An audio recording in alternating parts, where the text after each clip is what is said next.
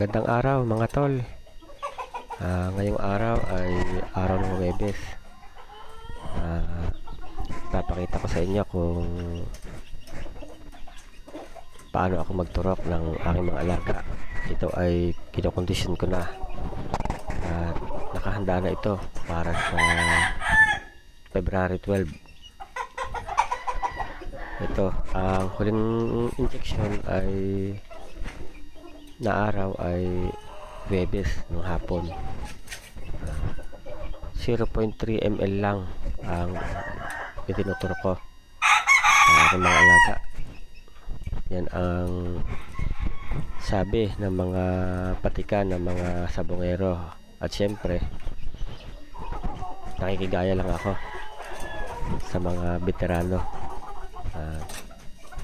Itong pula na manok na ito ay 2 beses nang nanalo.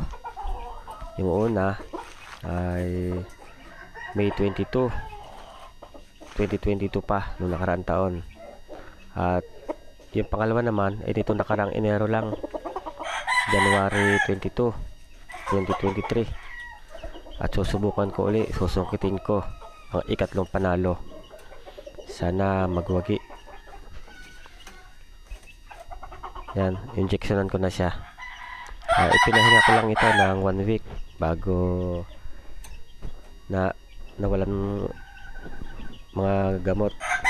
Pagkatapos ng 1 week, nag-injection ako at saka binibigyan ko na lang siya ng vitamins at konting ensayo para lumiksi pa at tumibay ang mga paa at pakpak.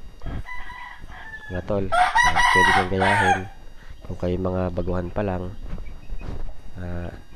Ngayong Huwebes ay huling injection, pagkatapos keeping na. Ipapahinga ko na, tatakpan ko na ang kanyang kulungan para wala siyang makita na ibang mga manok at para makapahinga talaga siya ng maayos.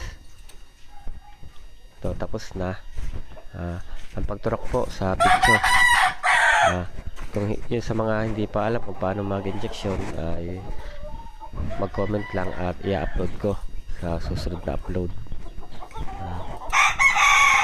Ito, tapos na. At ito namang isang talisayin ay kinokondisyon ko din.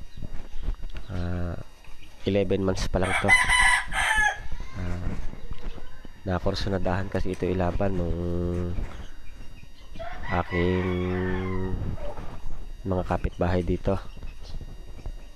Kaya kinondisyon ko na rin, sasabay ko na.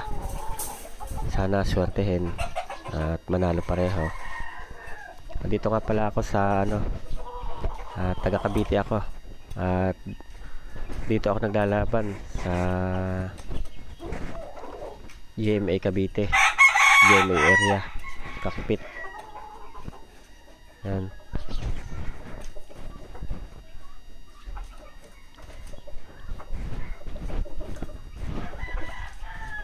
Sana manalo din. Gusto lang ito ng kapitbahay ko pero bata pa. Sana may kamats. Yan.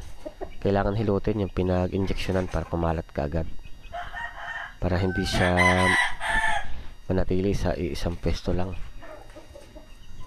Okay mga tol, hanggang dito na lang muna at abangan nyo ang susunod ko pa mga upload. Bye bye.